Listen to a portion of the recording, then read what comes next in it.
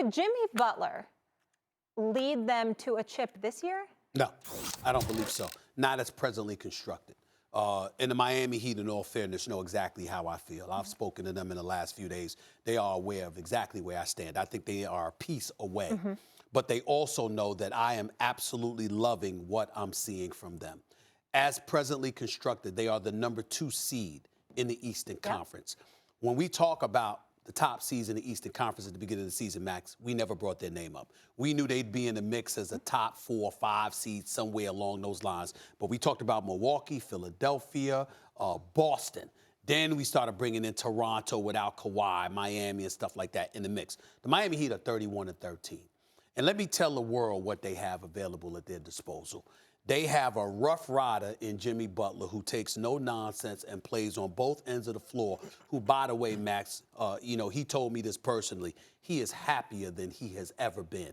Not hard to believe. What Dwayne Wade said about this match, everyone was like, yup, that's where he belongs. That's the guy, because if you know anything about South Beach, Alonzo Mourning was there. Tim Hardaway was there. D. Wade was there. Shaq was there. LeBron ultimately arrived. It don't matter. When you mention South Beach in basketball, the first name that comes up is Pat Riley.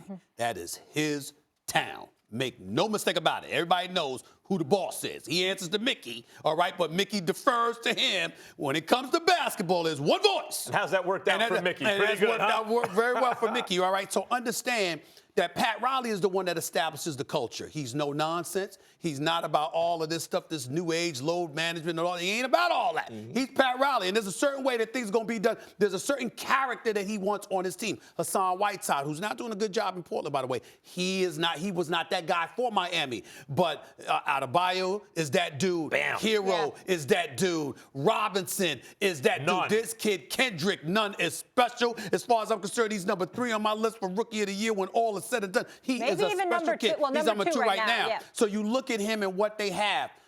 And they have a guy in Jimmy Butler that the younger dudes defer to. Hero, Robinson. So here Jimmy Butler is waking up at 5:30 in the morning, working out and all of this other stuff because he know those young kids are coming. Now, they're looking to him for guidance, but he also know they're coming for him if he ain't on his game. They expect him to play, all of them, Adebayo included. They expect him to be ready. They don't expect him to take nights off. So you have a leader that's allowing others to hold him accountable the way he holds them accountable, which fits exactly into the culture that Dwayne Wade has alluded to, exactly what Pat Riley loves. Erik Spoelstra, remember, it could have been Bob McAdoo or somebody else that could have been a coach of the Miami Heat, but Pat Riley picked this kid, Erik Spoelstra. Why? Because Erik Spoelstra's damn near just like him.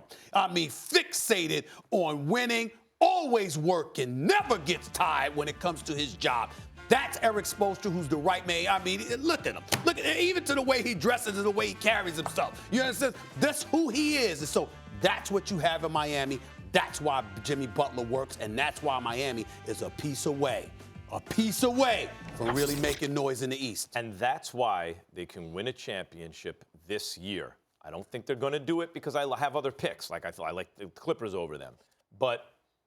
And even in the East, the Celtics are healthy now, and we see what happens when they get healthy. Excuse me, let me ask you this. You mean as presently constructed or if they get another piece? I'm saying if they get another piece. I think a lot of teams need a piece at the deadline that they're probably going to get. Okay. I think the Clippers could use a defensive guy in their front court who can also, play some real minutes.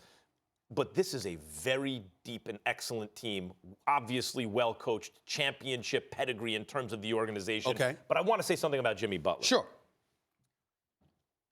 I have always thought of him as an all-star who's, not always, because he was defensive stopper when he got to the league, right?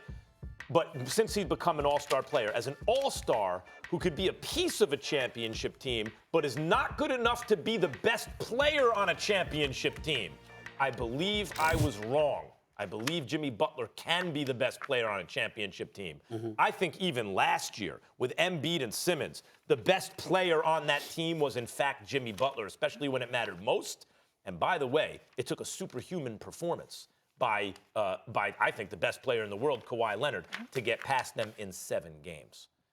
Jimmy Butler Look, Stephen A., let's put it this way. Do I think he can beat the Western Conference team as presently constructed? Something would have to happen, like an injury. Knock wood, you don't wish that on anyone. But we saw it with Kawhi in Toronto. They needed something fortunate to happen to them, unfortunate for the Western Conference team in order to do it. So the question really becomes, do I believe the Heat could get out of the East? Yes, I think it's possible. Stephen A. Smith, let me ask you something. With the chips on the line, if it gets down to a gritty 6 or 7 game series, who do you trust most in the East to lead their team, to maybe get his own shot or come up with a stop or do something heroic in a leadership role? As of right now? As of right now in the Eastern Conference. As of right now, it would still be the Greek Freak. I saw the Greek Freak last year against Kawhi. He's gotten better since then, and he's the biggest talent, no question.